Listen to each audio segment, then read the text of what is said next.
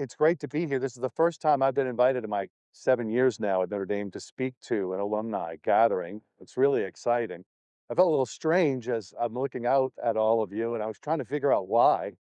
I was like, well, we work a lot with Catholic high school teachers, but there's a variety of ages of the teachers that we meet when we do our programming for them. And then I realized there's a group of people in front of me, wide awake and listening attentively. And that never happens in my house on a Saturday morning. So, anyway, so my name is Chris Baglow. I am a professor of theology in the McGrath Institute for Church Life, and I'm the academic director of the Science and Religion Initiative. I'm here with my colleague and collaborator, Heather Foucault-Camm, who's program director of the Science and Religion Initiative. And I'd like to summarize the initiative for you in one quote that's not my own. It's a quote from St. John Paul II in his 1988 letter to the director of the Vatican Observatory. He wrote famously, "Science can purify religion from error and superstition. Religion can purify science from idolatry and false absolutes." If you want to know what the wind beneath our wings are and all the collaborators that we have, you can just think about this quote. This is sums up in essence the spirit within which or with which we actually meet, educate, and equip Catholic educators and leaders to integrate faith and science in the work that they do. And as part of that, I have the privilege of being able to teach undergraduates a faith and science course almost every semester here at Notre Dame. And every year I give a student survey, and I put up about 4 of the questions that I got this January as we started this semester. And as you can see, if you look at those, we don't have a lot of time to meditate on them or reflect on them, but if you look at those, you can see that John Paul II's idea about faith and science is not oftentimes reaching young people, even those who are very serious about their faith, right? Notice that the questions have to do with reconciling faith and science. How do we have both of those things, modern science and salvation? How will both of those things go? There seems to be this idea in their mind that somehow as science advances, religion recedes. And in fact, religion was trying to answer scientific questions. Our faith is trying to answer scientific questions, right? And now science is doing that for us, so no more need for faith. Christian Smith, one of our sociologists here at Notre Dame, in a 2016 study that he did, found that 78% of young adult emerging Catholics who no longer practice their faith cite the conflict between science and religion as the reason that they no longer practice their faith. Well, let's just remember what John Paul II said here. It's not that science and religion are in conflict. Science and religion have a great deal to do for each other, right? And they do those things in ways that are I repeat, non-competitive, right? So in that regard, I want to do something very briefly as I prepare the way for Heather to talk about Big Brother's pet robot. But anyway, with the AI, I want to offer a couple of ways of distinguishing faith and science, right? And then I'm going to give a couple of actual biographical illustrations of the points that I'm making. So the first part is named how and why, as you'll see why in a moment. The second part is thinking with decision. One of the problems that we see is that people are confused about how faith and science relate to one another because they think they're trying to do the same things, okay? When in fact they're not. So understanding that difference is always the first thing that we do in our work. So without further ado, I want to move on to the question of, or the distinction that I give here called how and why. So we know that both faith and science are sources of objective truth about reality, about the universe, and ultimately, in the case of faith, about the creator of the universe. But despite all claims to the contrary, assumptions to the contrary, there could never be in any real conflict when we understand what they're doing. And these 2 quotes, I think, are wonderful in helping us. One of them is from the late Rabbi Jonathan Sacks. Science takes things apart to see how they work. Religion brings things together to show us or to see what they mean. John Paul II said it a little bit more specifically for Catholics. The theological teaching of the Bible, like the doctrine of the church, does not seek so much to teach us the how of things, rather the why of things. And that's our first way, I think, of helpfully, basically distinguishing science and faith. So to understand that, I want you to join me in a thought experiment. When I was writing my high school textbook on science and religion, I made this all about the New Orleans Saints because I'm from New Orleans. But then one of my grad students who had asked me to read my first chapter as I was writing it said, maybe you should do something bigger than football. So, yeah, there's nothing bigger in my mind. But anyway, so I decided I would do the New Orleans Jazz and Heritage Festival again because it had to stay, at home. So I want you to join me in a thought experiment. Imagine, have any of you ever been to the Jazz and Heritage Festival? Or just a great music festival? Raise your hands. At some point here, okay. Imagine you're at an incredible set from a favorite band at the fairgrounds at the New Orleans Jazz and Heritage Festival. And while you're there, everyone is jumping up and down, singing along, right? And what they don't notice, but you happen to catch out of the corner of your eye, is that an alien spacecraft has actually landed, as you can see. An alien spacecraft has landed nearby, and an alien who can understand and speak English, because they always can in the movies, right? Approaches you and asks you this question: what is that noise coming from the stage?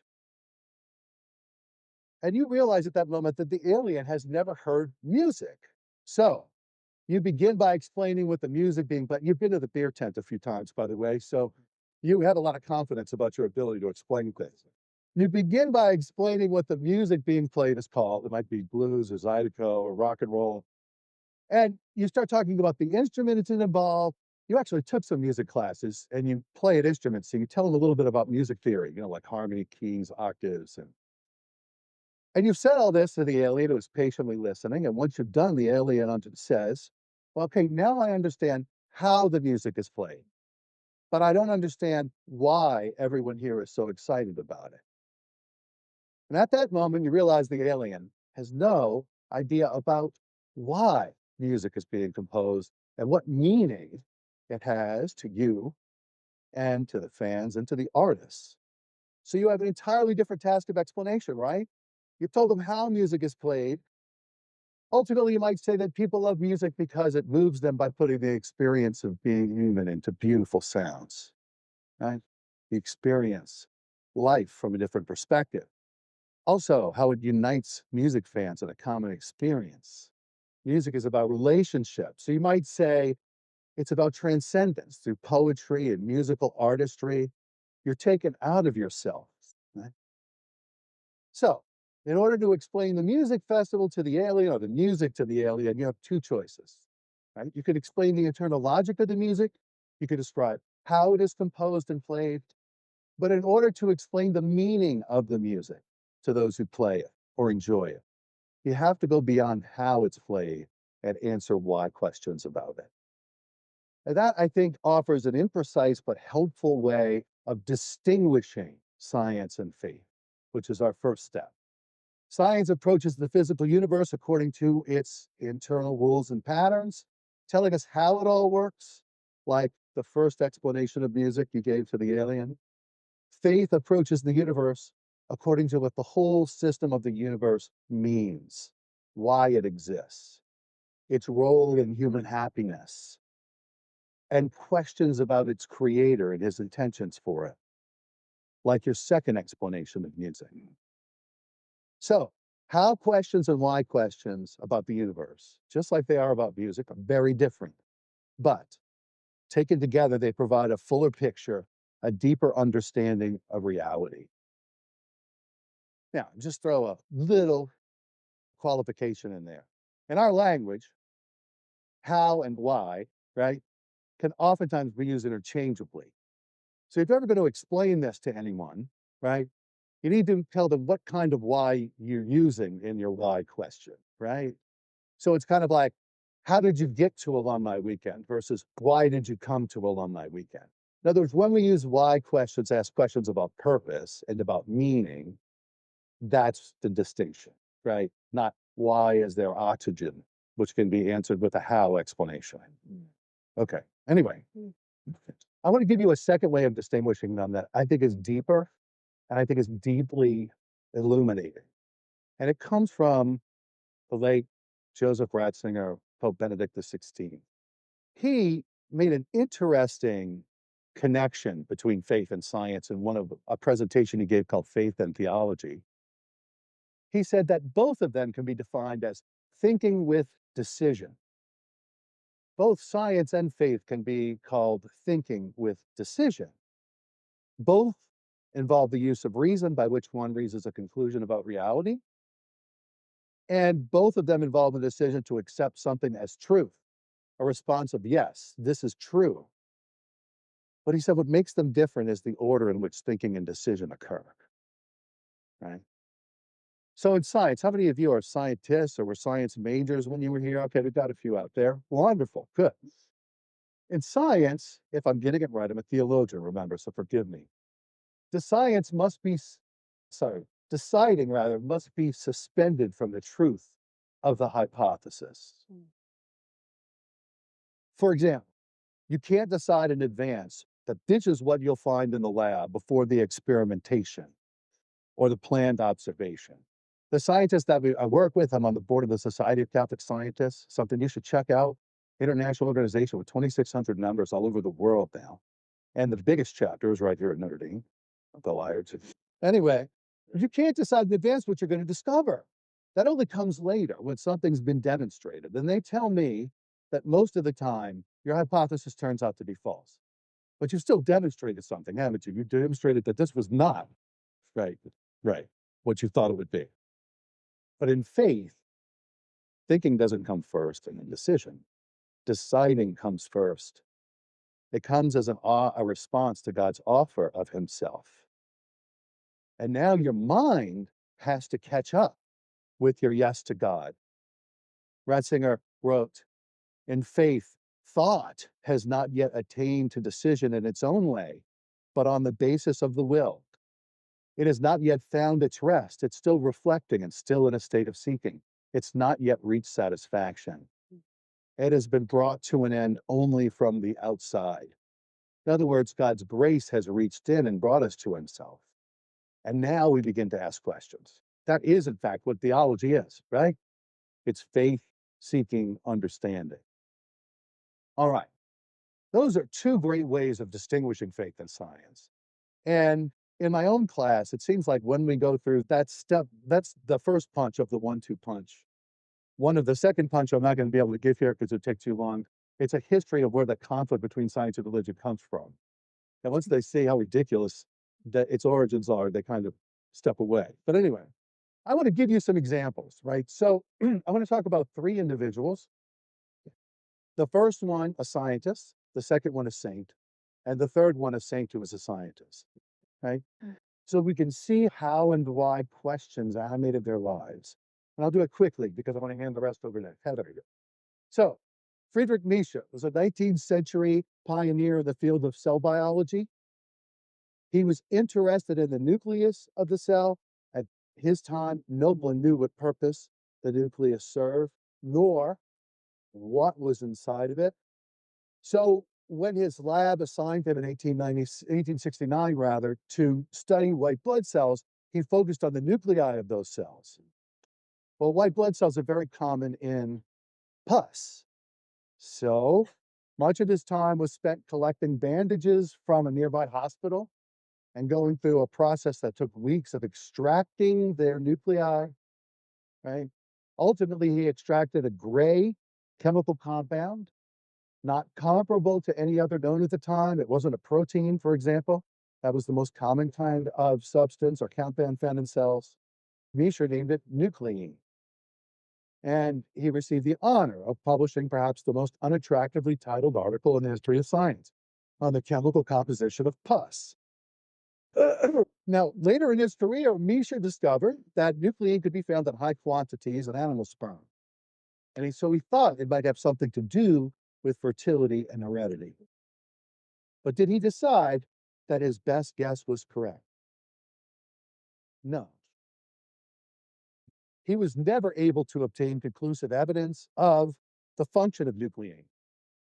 After stressing himself through overwork and extremely cold lab conditions, he developed tuberculosis, he died of pneumonia at the age of 51. Only after his death would nuclein be renamed deoxyribonucleic acid, or DNA for short. And only a half century later would Misch's discovery become the chemical foundation of all modern genetics. So what we now understand about heredity, we owe to DNA studies. And Mischa is kind of an unknown pioneer of that field. He made it possible for the rest to be accomplished.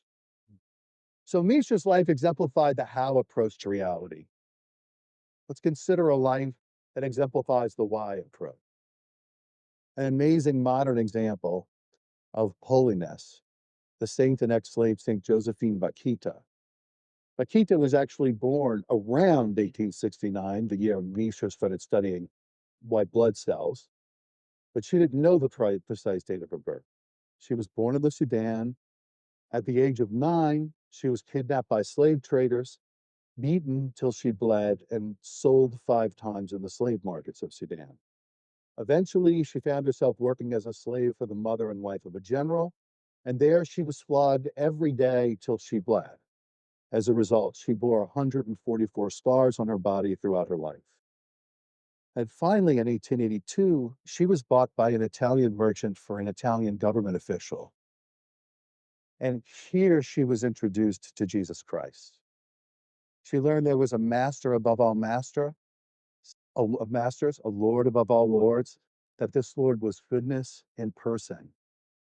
She came to know that this Lord knew her, created her, that he actually loved her.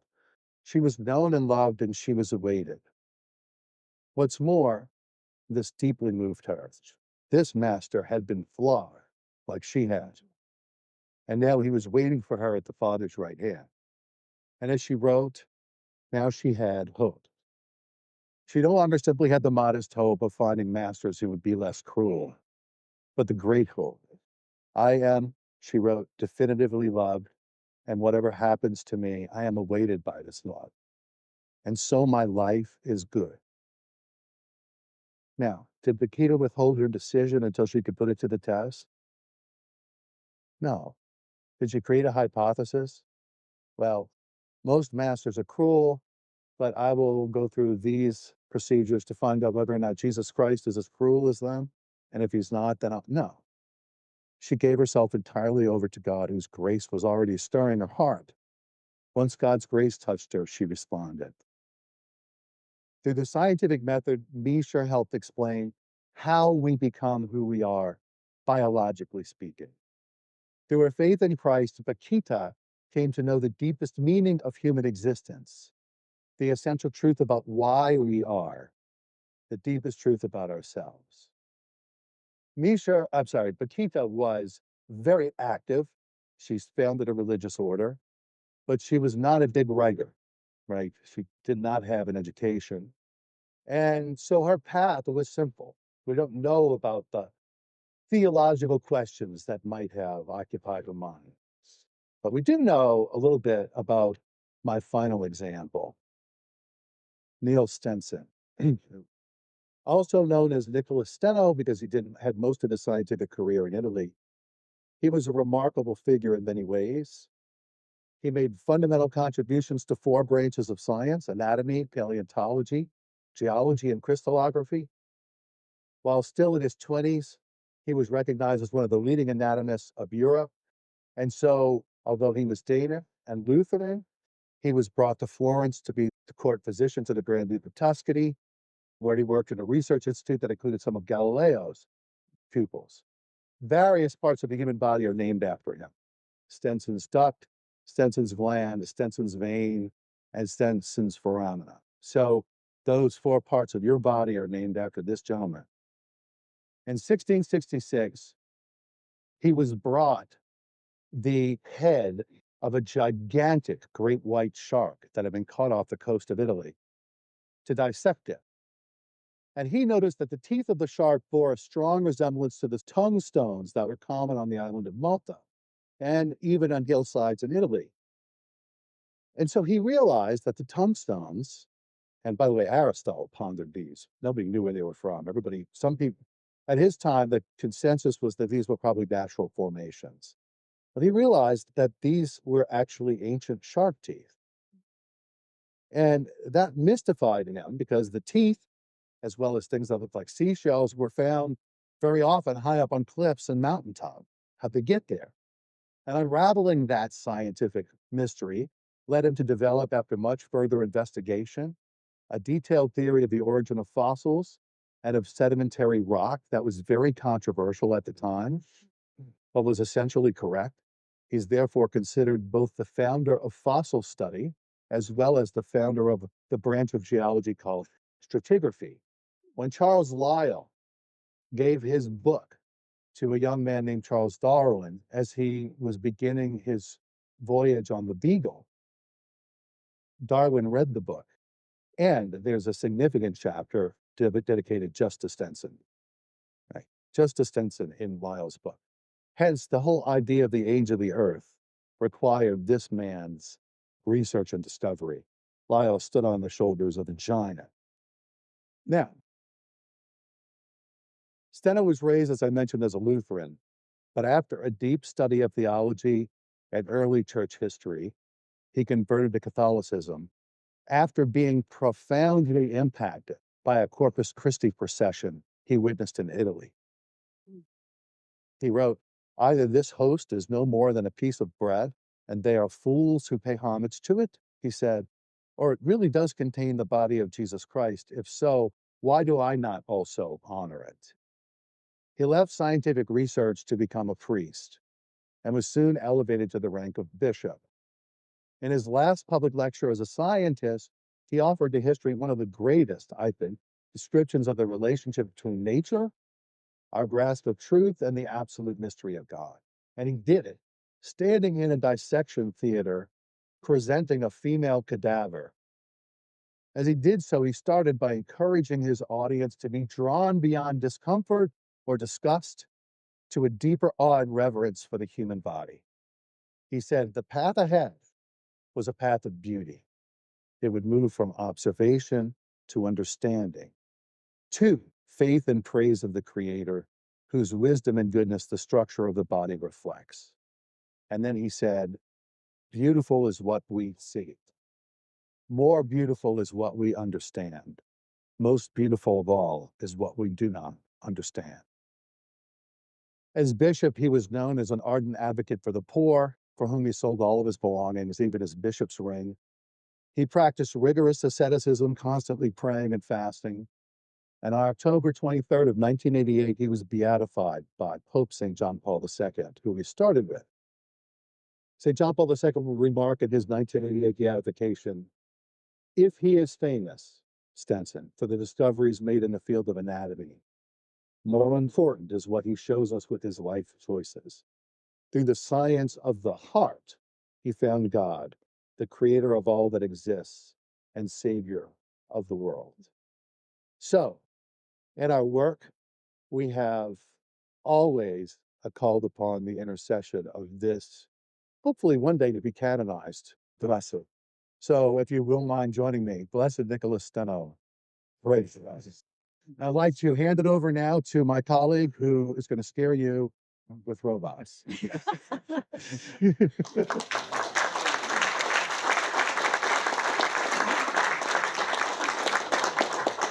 And the question you want to ask, right, is, am I here or am I a robot? I assure you I am. You what? All right, I'm going to make sure this works. Perfect, because every time I do this talk, something fails with technology. And I think this is the revolt of the robots. So my name is Heather Foucault-Camm. I have the honor of serving as program director for the Science and Religion Initiative.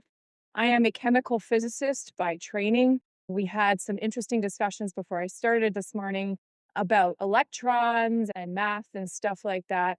But I don't serve as a chemical physicist now. I work in the field of moral theology. So the church's understanding of how we pursue the good. And the reason for that change kind of infuses why I want to talk about artificial intelligence. And the reason was this: I taught in a Catholic high school for 15 years while I was raising my children from their infancy. And we had ask me anything you want day. It's sad that we have to program inquiry into a classroom, but hey ho, yeah, sorry. And I said, hey, it's Friday, you can ask me anything you want. And a young lady sat right where you are, ma'am, said, well, I have a question. Don't be offended. And you're like, here we go. Which do you believe more, science or religion? So I'm an extraordinary minister of Holy Communion at my church. It was April. I had taught that young lady chemistry for however many months that is. My father's right. I can't do math quickly, and I'm not counting on my fingers. But in her mind, right, there was a perceived conflict between science and religion. And so, given the fact that I was a scientist by training, I felt a moral responsibility to take that up and to kind of speak from both of those worlds to the relational unity that exists between these two ways of knowing. And I think artificial intelligence is a perfect contextualization about what we mean between how and why. So, get ready. In 20 minutes, we're going to go through what AI is and the church's response. I'm going to make a case for the fact that the church does have a valuable voice in this discussion. Now, what kind of discussion are we talking about? Now, just as a show of hands, how many of you studied theology as a minor or a major when you were at the University of Notre Dame? Perfect. Okay. So the sources I'm going to use today all come from the magisterium. So they all come from Vatican.va. So if you want to look these documents up later, you can take a look at these for yourself. And I would like to take a look at what the church is saying about AI now. This document came out relatively recently, and what I would like to do is focus on the last sentence because it kind of starts to pick up where Chris left off, right? And that is that the church emphasizes that a gift of intelligence should be expressed through the responsible use of reason, right? Our scientific brain and technical abilities in stewardship of the created world. And that is how she chooses to articulate her wisdom when it comes to artificial intelligence. And we'll take a look underneath the hood in a second. And so what Chris is talking about, asking the question, what can faith and reason do for each other? We're going to begin from the perspective of science, all right? And we're going to seize on that last sentence, right? Responsible use with an idea of stewardship and His Holiness Pope, I got to get the correct Roman numeral and name together because I get it wrong all the time. Pope Leo XIV, and one of the first things he said, spoke exactly about this, right? And he talked about this technology and any technology before it, then that comes after it, being directed for the good of all. And as a theologian, I can say to you with a good degree of certainty that we have a very good understanding, and I said it 3 times, of the word good. Is this a gift? And what constitutes responsible use? We're going to play a game because it's a Saturday morning, and you're right. Normally, I'm sipping my coffee right now. My daughter's joining us today. We sometimes are watching cartoons. She's right at the back. So what can this technology do? Well, quite a lot. And I want to pick up on this idea of responsible use and what makes us human, all right? And how we have to care for this technology. One of these pictures is a fake. Aha, all right? So we're going to play a game. Which art is drawn by the hand of Michelangelo? And which picture is Heather Foucault-Camm being slightly bored in an airport going, I wonder what ChatGPT can do? All right. So I'm going to pause for 20 seconds.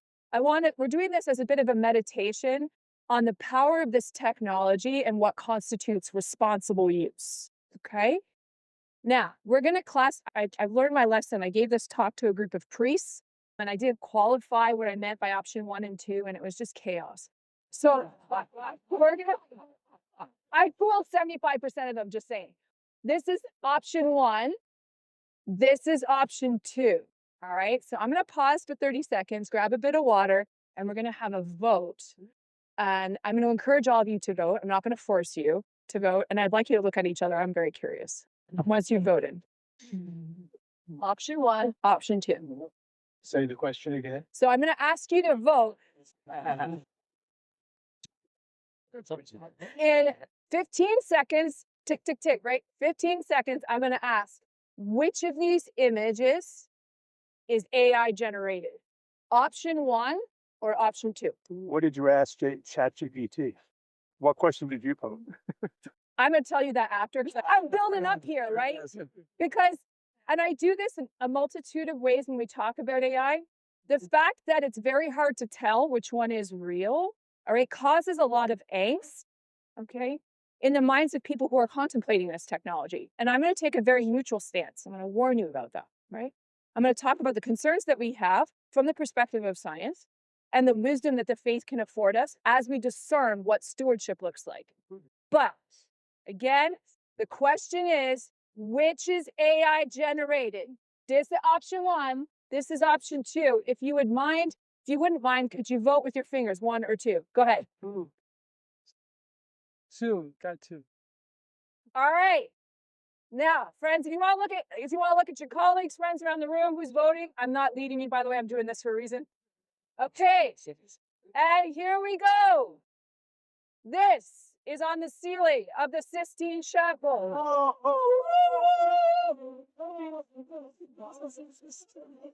Just show of hands. Show of hands. All right. So the question, back to your question, sir, what did I do? I asked it. All right. And notice the words that I'm using. Okay. I'm using the word it on purpose. I asked it for art in the style of Michelangelo. Okay. Now, I can give it 30 seconds. We started a bit late, but I think this is part of the meditation to ask you now to look at these 2 images now that you know this is the fake. And when I start to talk about how AI works, this actually helps. Why do you think it looks fake? This one. Yo, there you go. It's the eyes. What about the eyes? Oh, well, Cross-eyed. they got a business or just cognitive gaze, and the proportions of the face are not anatomically correct. No, they're not. Right. Anybody else? Maybe somebody from this side of the room. Yeah, go ahead. It was like Mona Lisa, but not Mona Lisa. Yeah. Yes. Because this is how this works, all right? When we start to talk about the utility of this technology, when I start to talk about it can be used only if or under these circumstances, right, we need to know how it works to make that claim. What has gone on here is that a algorithm or computer language has trolled the internet for images of Michelangelo that he's drawn, all right? That's its data, and it's kind of stitched them all together, all right? I don't think that's ugly. I don't think it is at all. You're right. And you what, sorry? Did you? It could be a different artist, right? Art's designed, all right? Art is designed to evoke conversation, meditation, right? But I think we need to take seriously some of the things that you are now noticing. The eyes, right? This is a composite. It's a whole bunch of data points dropped on top of each other. So the challenge before us is this one. All right. We are in a new situation. All right. It has prompted many people, now everyone in this room, now that some of you were duped by the fake art, sorry. All right. To reflect on what it means to be human, the role of us in the world. Because at the end of the day, that looks scarily close to the Mona Lisa, but not.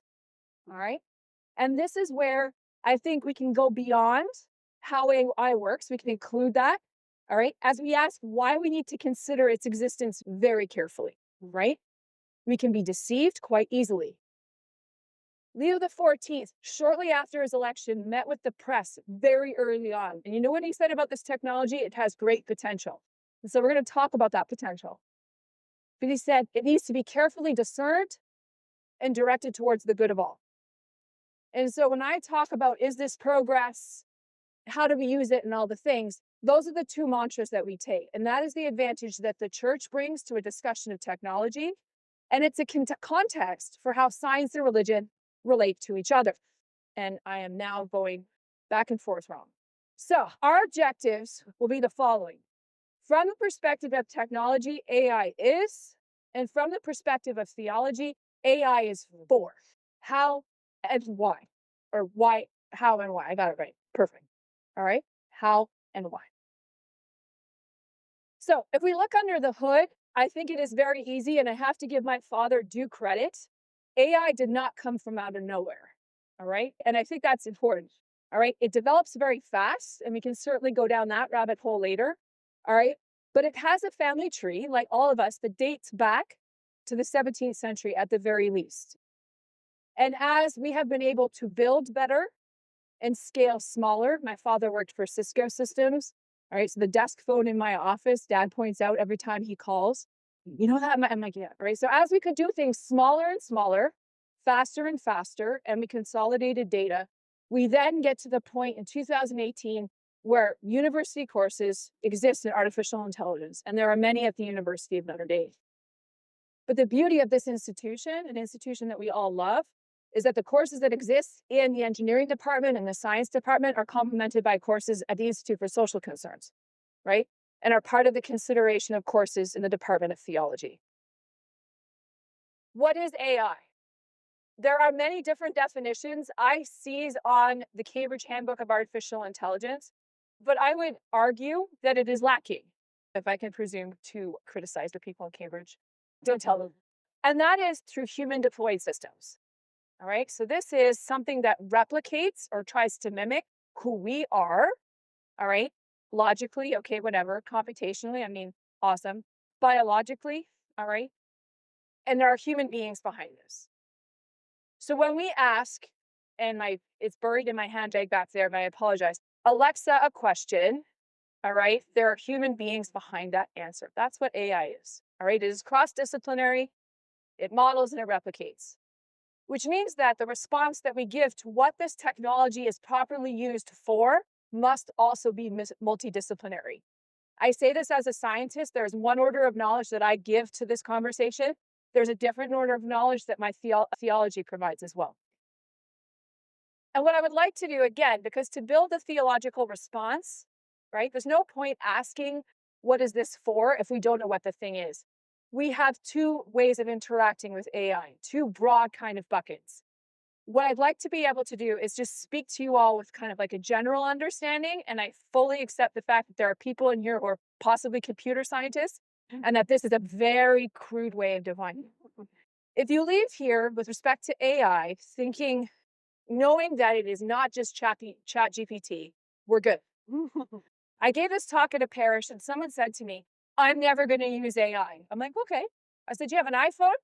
She goes, yeah. And I said, well, what model do you have? She goes, I have the 16. I'm like, low-key jealous. I have the 13.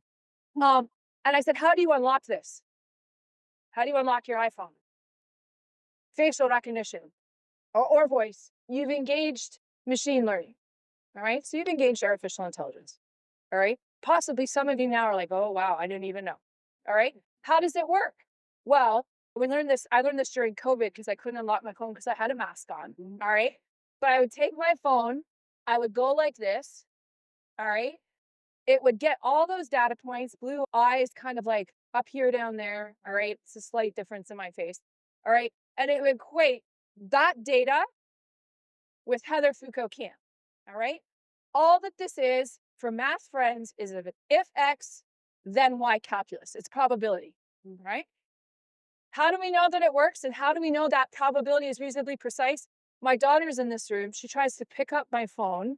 All right. We look reasonably alike. It will not unlock for her. Okay. Because again, all it does is pull data together and equate that to Heather.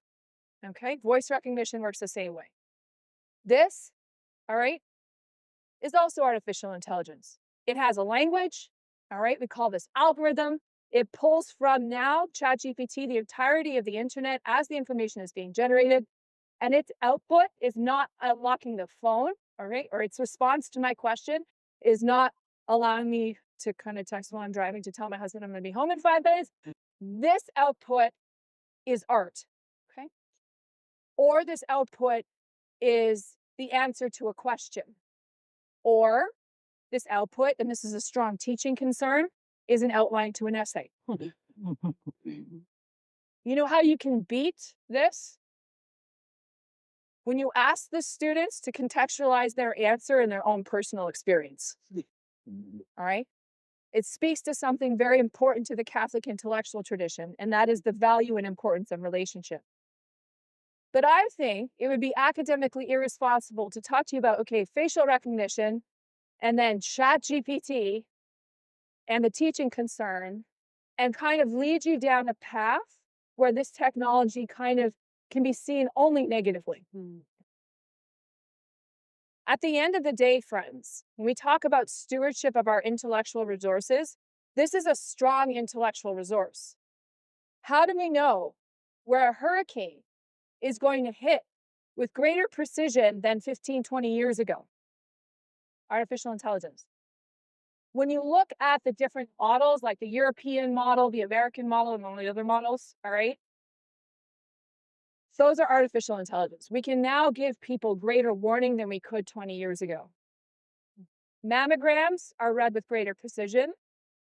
The heart surgery that I had 3 years ago, a decade ago, would have been open heart and 3 months recovery and a very poor clinical outcome. All right? So to write this off as bad, I don't know if that's in our best interests.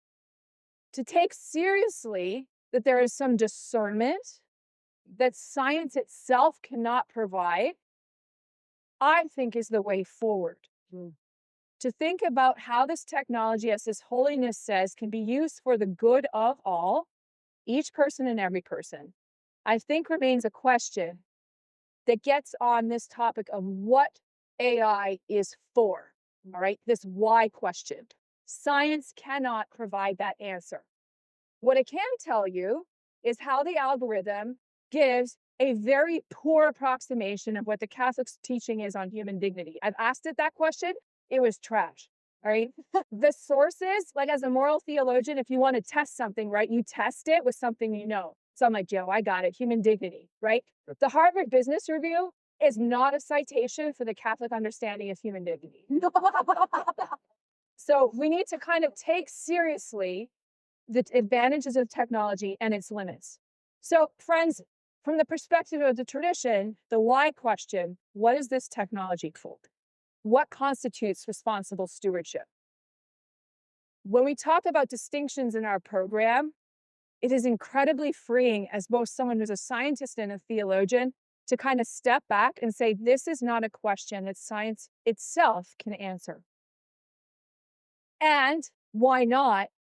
What the church is calling for, and as a moral theologian, we frequently get the Catholic Church is the church of no. All right, like straight up, okay?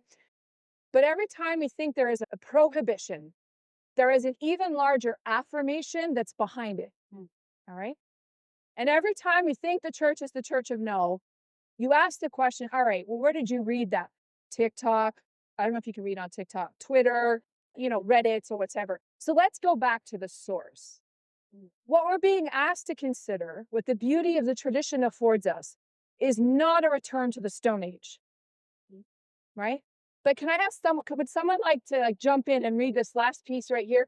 It's not a return to the Stone Age, right? So it's not foregoing any possible good that this technology or anything that's down the pipeline might have for us, but it's this.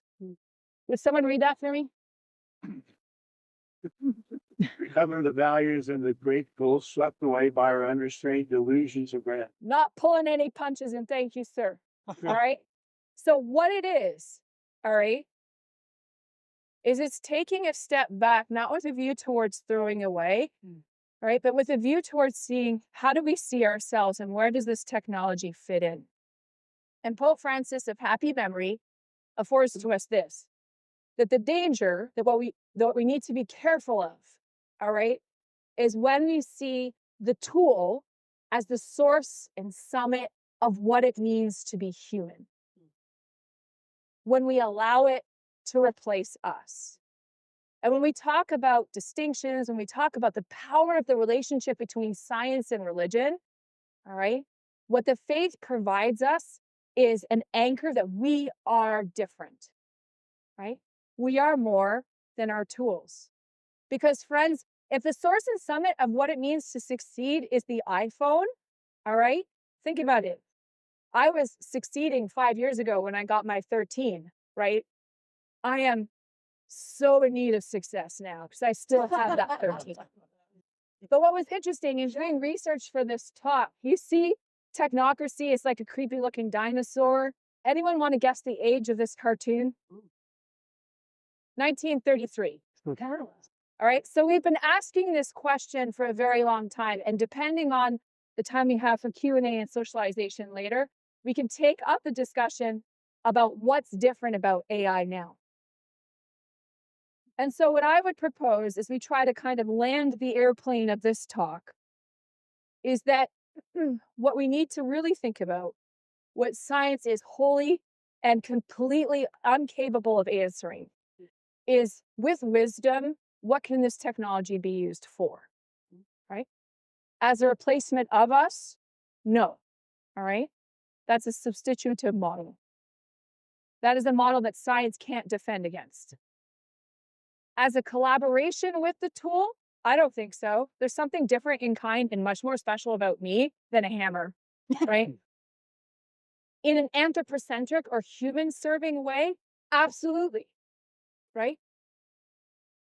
Hurricanes, climate change, the fact that I am virtually, touch wood, protected from another stroke, absolutely, okay?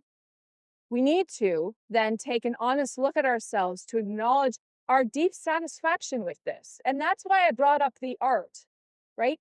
Our deep satisfaction that none of these larger questions are being asked, okay, this is what it can do. What is this actually for? Right? Who's behind this technology? All right. And when they're telling it what to do, what do they value? And is that what I value too? Right? And at the end of the day, it comes down to this,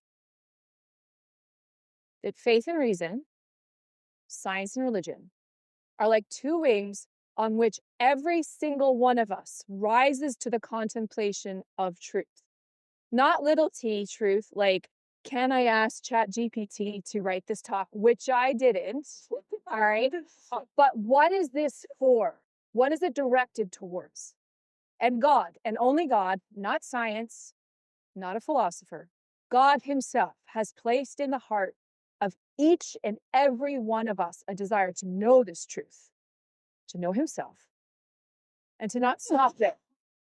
Because when we ask the questions we are asking here, right? When you listen to what we're saying and offer us questions or feedback at the end, you get to know God, friends, and each and every one of you will come to the fullness of truth about yourselves. With that, I want to say thank you very much for your attendance on a Saturday morning and your receptivity to what we've said. And we have finished 6 minutes early, and we have time for questions should there be any. So thank you very much.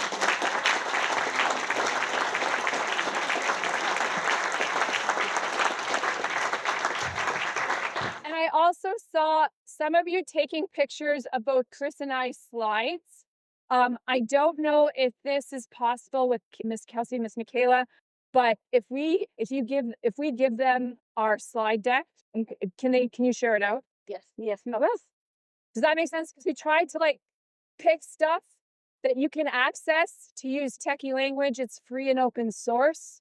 So if you want to read what the church has said about AI, Antiqua and Nova, right, old and new, you can read this for yourself. Our emails will be on there, so you can ask questions if you kind of need to process. I process slowly, so yes. Yeah. Oh, that one.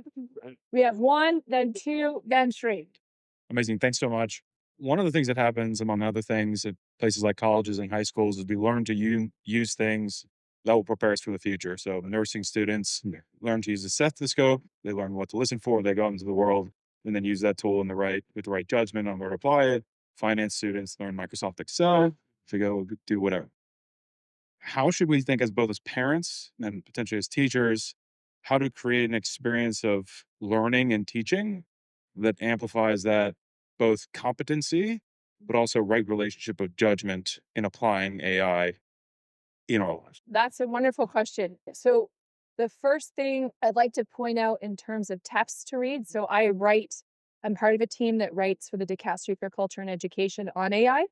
So the recent book, the book before the one we're writing right now, is called Encountering AI. So it speaks to some of this with a depth of theological, pedagogical rigor that I can't kind of get to in this space for this question. So you're right, there's a balance to be had, right? Because my husband works here as well, he works in development, and he sends me all the business AI articles, and it's estimated that in the next 5 years, over 40% of the jobs that are going to be out there are going to require some kind of competence. So, yeah, exactly. And I just learned how to use ChatGPT 4 months ago. So, so doing this is a problem, right? But at the same time, you're right, there's a piece of discernment. I also have 2 children, right? So as parents, and I'm both a parent and a teacher, I teach a course on the ethics of earth and planetary sciences at Notre Dame.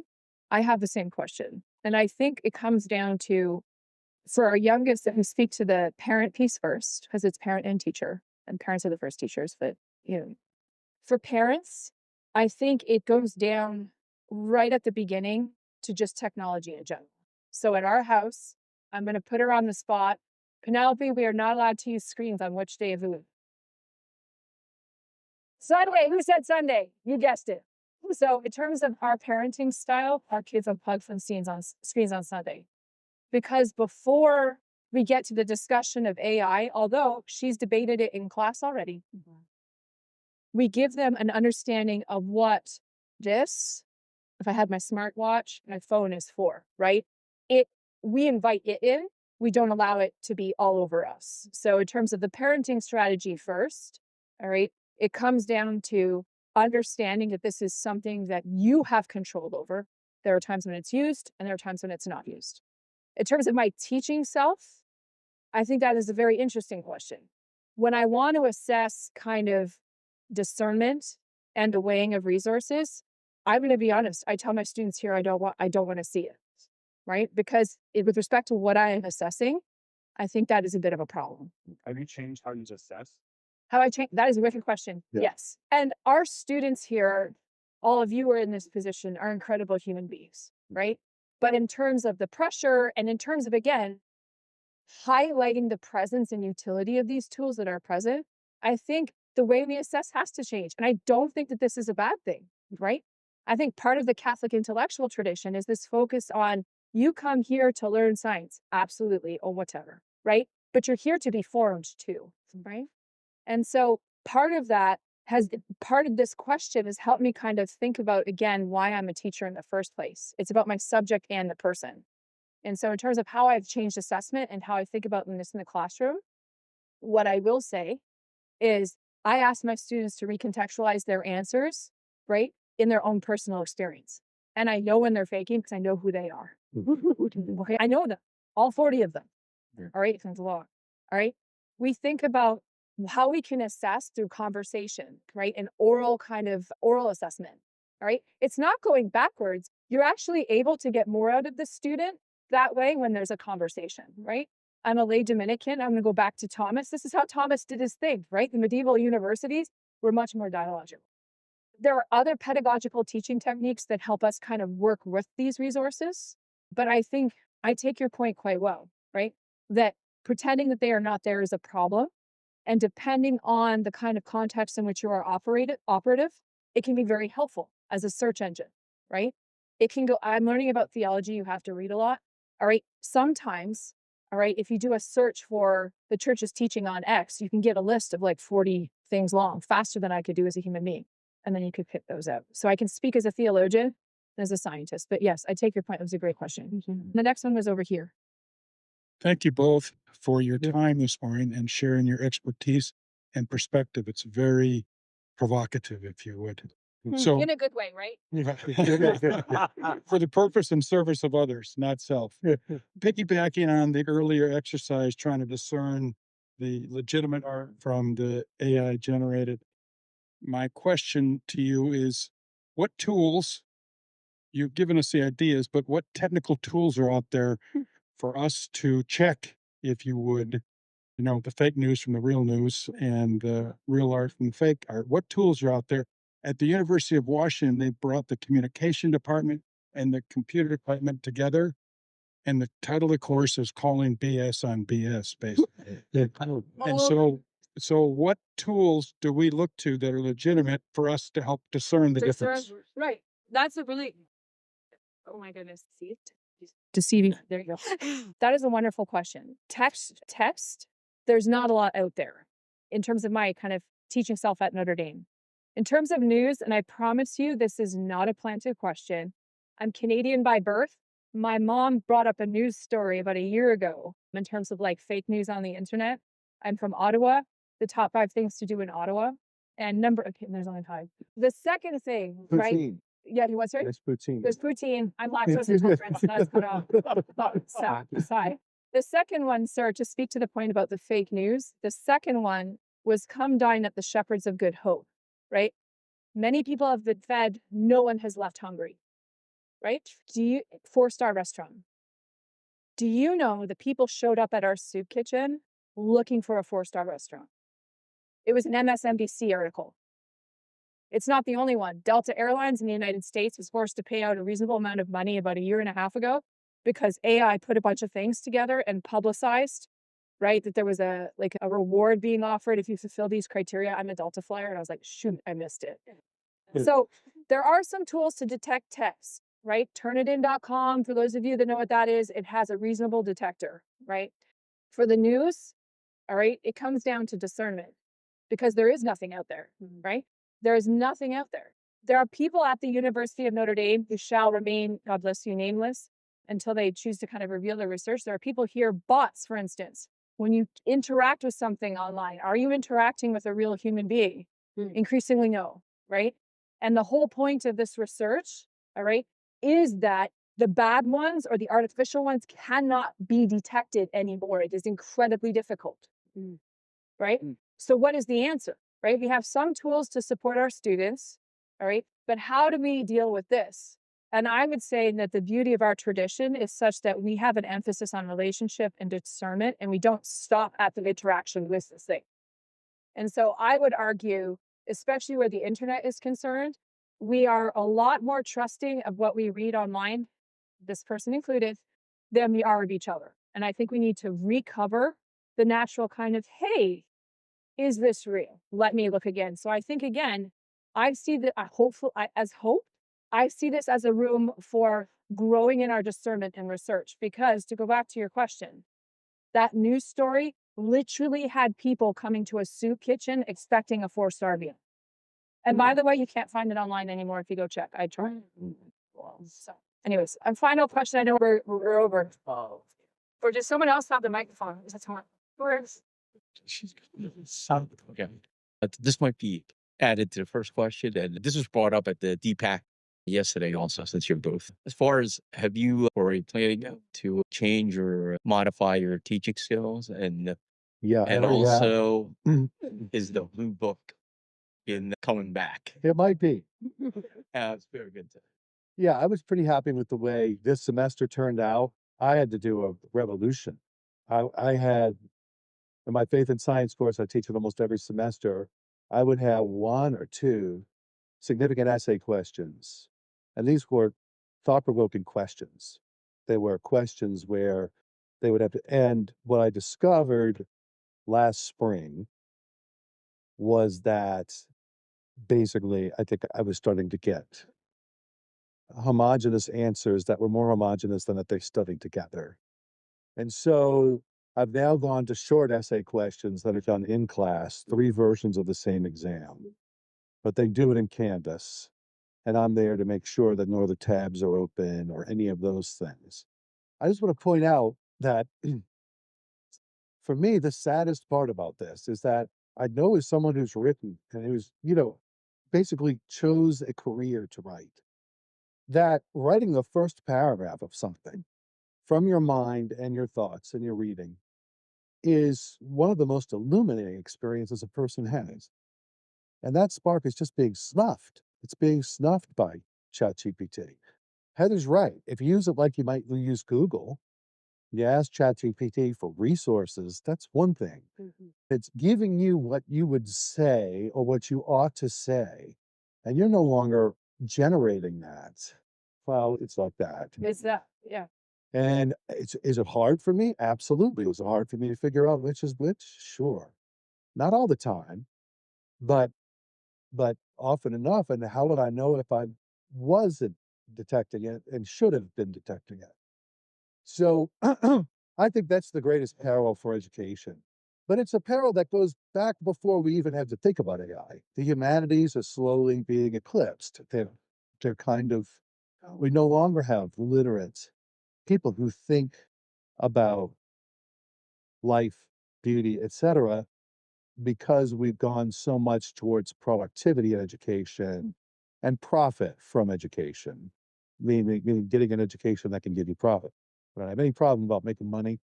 I wish theologians made more. But We're in uh, it for the love. that's right, that's the love. But at the same time, those are going to be the kind of people, because remember, scientific method, you can study all you want about electric theory. It will never, the scientific method and all of your research will never ever tell you whether or not you should electrocute me. Ethics, those things that comes from wisdom, that comes from thought, that comes from reflection. And that's what's being eclipsed, I think. And ChatGPT is just accelerating what had already begun, the decay that had already begun. So sorry, I don't mean to end on a bad note. No, but what I'd like to do is build off that and bridge our last. Hello? Bridge our last question and our first question, right? About preparing for life, right? And whether this blue book is going to come back. Our students did do some kind of in-class writing for sure. But how have we responded? We've responded by some of the projects that they do. I know you do this in your class as well, Yeah. are group projects that focus on a presentation and a response to questions from the professor and their fellow peers. Why is this important? Because as all of us have been in the workforce, right, we know that to be productive in whatever line of work that you're in, all right, there's necessary communications at meetings, right? There's the presentation of one's point of view and the response to criticism and kind of interacting. And so I see that there may be room for the blue book, but I think the response that we have made is focused on relationship, Yeah. which goes back to who we are as Catholic educators. And it goes back to a very important life skill that if education is just about like data to data, you don't necessarily get there. So I do see this with great hope. I think the way we assess and educate will ultimately change for the better. So Thank you all very much. thank you.